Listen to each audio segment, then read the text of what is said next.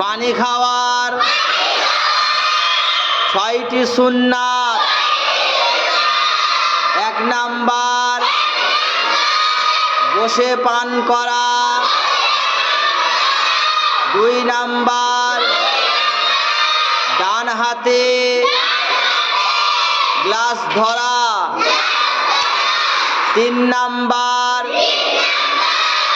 দেখে পান করা। 4 নাম্বার পানি পান করার শুরুতে বিসমিল্লাহ বলা।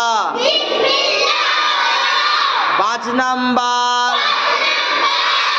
3 শ্বাসে পান করা।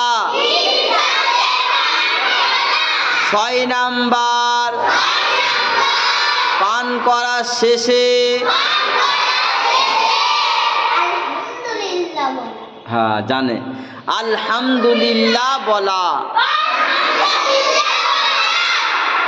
এই 3 শ্বাস মানে কে জানে? হাত তোলো। 3 শ্বাস। চুপ করো।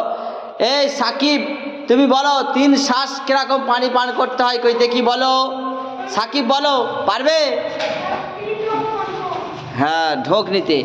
আমরা মাঠে কাজে যাই, অনেক জায়গায় যাই, এসে হ্যাঁ তাড়াতাড়ি পান করি, দেখবে আমাদের কষ্ট হয়, লেগে ওঠে, তাই না? 3 শ্বাসে মানে 1 শ্বাস পানি পান করবে, একটুখানি একটু জিরোবে, আবার 1 শ্বাস, আবার 1 শ্বাস, আস্তে আস্তে, তাহলে কি হবে? হজমের সুবিধা হবে, ভালো হবে। আর খাওয়ার শেষে কার শুকরিয়া আদায় করা? হ্যাঁ।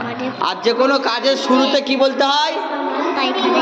বিসমিল্লাহ বলা। মনে থাকবে? একজন করে যাবে, একজন করে।